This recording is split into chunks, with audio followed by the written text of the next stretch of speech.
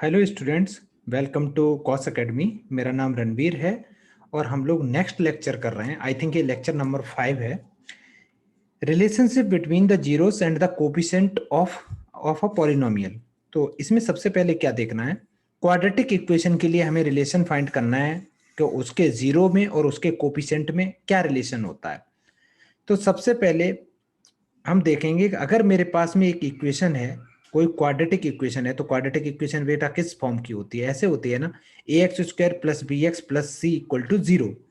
इसमें ए क्या होता है? ए होता है एक्स स्क्वायर का कोफिशिएंट। ए होता है एक्स स्क्वायर का कोफिशिएंट, बी होता है एक्स का कोफिशिएंट और सी होता है कांस्टेंट। बस ये याद रखना, एक्स स्क्वायर के कोफिशिएंट को बेटा हम ए लेते हैं, तो हम लोग लिख सकते हैं ऐसे, ए क्या होता है? Coefficient of x square. X square के साथ में जो भी मल्टीप्लाई कर रहा है वो ए है। ऐसे ही बी क्या होता है? Coefficient of x. एक्स के साथ जो नंबर मल्टीप्लाई कर रहा है वो बी है। और सी कांस्टेंट होता है, उसमें एक्स नहीं होगा। ठीक है, तो दो फॉर्मूले याद रखना है, एक होता है सम का फॉर्मूला और एक होता है प्रोडक्ट का फॉर्मूला। अगर अल्फा और बीटा रूट्स हैं, अल्फा बीटा रूट्स हैं इस क्वाड्रेटिक इक्वेशन के, तो उनके सम का फॉर्मूला होता है alpha plus beta equal to minus B by A. ये याद रखना है कि alpha beta equal to minus B upon A होता है। तो माइनस, अब बेटा बी होता क्या है? बी अभी अभी बताया ना, कोफिशिएंट ऑफ एक्स होता है, तो मैं इसको ऐसे भी लिख सकता हूँ। और ए क्या होता है? कोफिशिएंट ऑफ एक्स स्क्वायर होता है, तो ऐसे भी लिख सकता हूँ। ठीक है, अब आगे देखते हैं प्रोडक्ट ऑफ जीरोस क्या है। प्रोडक्ट ऑफ जीरो है alpha beta equal to C upon A. तो सी क्या होता है? सी कांस्टेंट होता है और ए कोफिशिएंट ऑफ एक्स स्क्वायर। दो फॉर्मूले याद रखने, जितने भी क्वेश्चन करोगे वो इन्हीं दो फॉर्मूले पे बेस्ड हम सब क्वेश्चंस करने वाले हैं। पहला सवाल अब करते हैं, इसमें इसको नोट डाउन कर लेना। पहला सवाल ये है, इसमें दे रखा है find the zeros of the polynomial. ये जो पॉलिनोमियल दे रखा है इसके जीरो पहले फाइंड करने हैं। तो इस पॉलिनोमियल को मैं अपनी मर्जी से बेटा पी ऑफ एक्स अज्यूम कर लेता हूं कि ये p of x equal to है 6x²। उसके बाद में ये 7x लिख लो, क्योंकि क्वाड्रेटिक इक्वेशन की स्टैंडर्ड फॉर्म होती है A X square plus B X plus C. तो एक्स वाला टर्म मैंने पहले लिख दिया, उसके बाद -3। अगर मेरे को इसके जीरोस निकालने हैं तो मेरे को पी ऑफ एक्स को इक्वल टू 0 करना पड़ेगा। इसका मीनिंग है कि 6x² माइनस 7x माइनस 3 को इक्वल टू 0 बनाना पड़ेगा। अच्छा बेटा, इसको मैंने इक्वल टू 0 बनाया, इसको 6 का मल्टीप्लाई मिडिल टर्म स्प्लिट करना पड़ेगा, 6 का मल्टीप्लाई 3 में करना पड़ेगा, तो कितना आ गया? 18 आ गया। अब 18, इसके 18 के ऐसे फैक्टर करने हैं कि जिससे कि उसको प्लस माइनस करके 7 आ जाए। तो मैं इसके फैक्टर मिडिल टर्म स्प्लिट करने के बाद आएंगे, 6x² माइनस 9x प्लस 2 लिख सकते हो, क्योंकि 9 इंटू 2 18 होता है। 9 इंटू 2 18 भी हो रहा है और दूसरा -7 भी बढ़ रहा है। अगर इसमें प्रॉब्लम हो तो कमेंट में पूछ लेना। अब इन दोनों नंबर से बेटा 3x कॉमन ले लेते हैं स्टार्टिंग के दो नंबर से, तो इट बिकम्स 2x माइनस 3। ऐसे ही लास्ट के जो दो नंबर हैं, लास्ट के ये दो नंबर हैं उनमें से 1 कॉमन ले लेंगे, तो ये बचेगा 2x माइनस 3 इक्वल टू 0। एक ब्रैकेट में आ जाएगा 3x प्लस 1 और एक ब्रैकेट में आ जाएगा, एक में आ गया 3x प्लस 1, दूसरे ब्रैकेट में आ गया 2x माइनस 3 इक्वल टू 0। दो चीजों का प्रोडक्ट 0 है, इसका मतलब है या तो ये 0 होगा, तो यहां से x की वैल्यू निकल के आ रही है -1/3। एक आंसर तो यहां से आ गया। अदरवाइज ये चीज 0 हो सकती है, दैट इज 2x माइनस 3। अगर 2x माइनस 3 इक्वल टू 0 है तो यहां से बेटा x की वैल्यू आ रही है निकल के 3/2। ये दो आंसर हो गए। क्वाड्रेटिक इक्वेशन है, दो आंसर पॉसिबल भी हैं। अच्छा, अब क्या करने वाले हैं? अब मेरे को निकालना है इसको रिलेशनशिप बतानी। तो रिलेशनशिप बताने के लिए सबसे पहले क्या निकालते हैं? ये जो अल्फा है इनको मानो, तो एक को अल्फा ले लो बेटा। मान लो ये अल्फा आया है तुम्हारा, मान लो थोड़ी देर के लिए क्या जा रहा है, लेट अल्फा इक्वल टू जो पहला रूट है उसको अल्फा ले लिया और दूसरे रूट जो है उसको मैंने बीटा एज्यूम कर लिया। ऐसा कर सकते हैं। अब फर्स्ट केस में हमें सम दिखाना होता है, तो फर्स्ट केस में क्या दिखाएंगे? हम सम दिखाएंगे। तो सम का फॉर्मूला क्या होता है? Sum of zeros, sum of zeros. तो अगर सम ऑफ जीरो दिखाएंगे तो सम ऑफ जीरो तो बेटा अल्फा प्लस बीटा होता है, तो हम लिखेंगे alpha plus beta equal to alpha plus beta. और अल्फा प्लस बीटा है कितना? अल्फा की वैल्यू है -3/2, सॉरी -1/3, और बीटा की वैल्यू है 3/2। अब एक काम करते हैं हम लोग, इधर साइड में लिखना स्टार्ट कर देते हैं।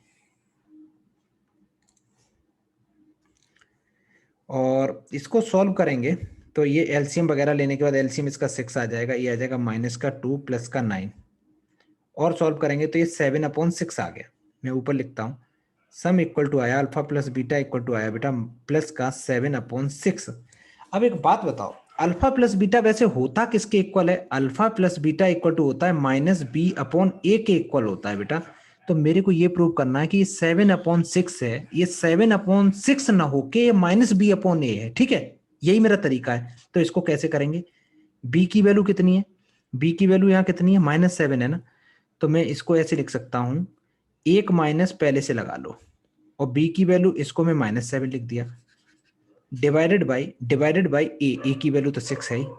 ये ध्यान से देखो कौन सी फॉर्म बन गई बेटा, ये -b/a बन गया है, ठीक है?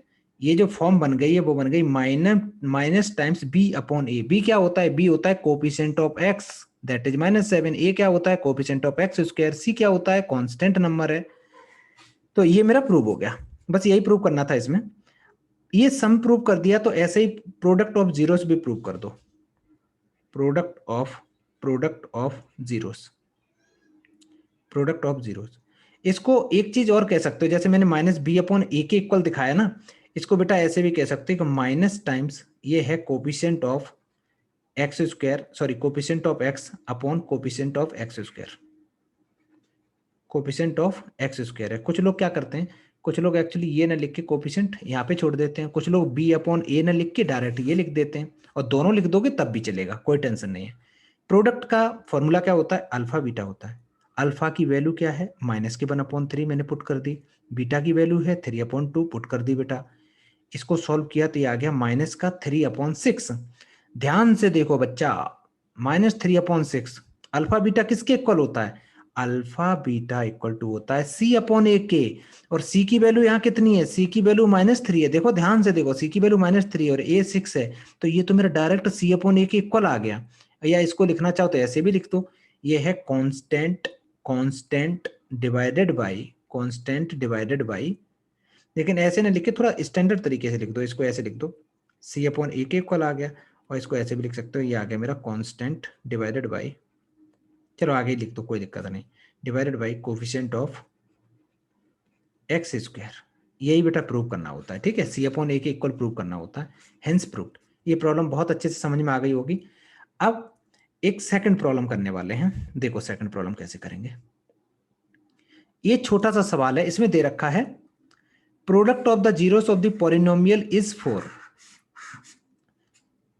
प्रोडक्ट है, प्रोडक्ट उसका 4 दे रखा है, तो मैं सबसे पहले क्या लिखूंगा, लेट अल्फा एंड बीटा इसके जीरोस हैं बेटा, let alpha beta are the zeros. सबसे पहला काम तो ये कर लो। इसके भाई दो ही फॉर्मूले में पूरा ये एक्सरसाइज घूमती रहती है बेटा। अब इसने बोला प्रोडक्ट, तो प्रोडक्ट क्या होता है? अल्फा बीटा इक्वल टू होता है c/a, ये मेरे को पता है, ठीक है? c/a होता है, और प्रोडक्ट का फॉर्मूला ही होता है। या ये लिखना चाहो तो लिख दो, प्रोडक्ट ऑफ जीरोस होता क्या है, लिख लो, वो ज्यादा बेटर रहेगा। Product of zeros alpha beta equal to होता है c/a के। और बेटा यहाँ पे अल्फा बीटा की वैल्यू गिवन है, प्रोडक्ट गिवन है, दैट इज 4, और सी की वैल्यू कितनी है? सी की वैल्यू के लिए इसी इक्वेशन में घूमना पड़ेगा बेटा, सी की वैल्यू निकालो, सी की वैल्यू है 6, वो भी माइनस का, तो सी हो गया -6। ए की वैल्यू कितनी है? ए होता है एक्स स्क्वायर का कोफिशिएंट, दैट इज ए। इसको सॉल्व नहीं कर पाओगे, बहुत आसान है, क्रॉस मल्टीप्लाई करो, तो ये आ जाएगा 4 times A equal to -6, A equal to आ गया -6/4। बेटा इसको कट्टी पिट्टी कर लो, 2 2 जा 4, 2 3 जा 6, तो आंसर कितना आया? आंसर आया the value of A is -3/2 is the correct answer. बहुत आसान तरीका है इसका प्रोडक्ट का, और इसी का यूज करना होता है सम और प्रोडक्ट का, ठीक है? ये इसका आंसर हो गया। इसके बाद हम लोग नेक्स्ट प्रॉब्लम और देखेंगे बेटा, ये वाला कर लो अच्छे से, इसको कॉपी कर लो।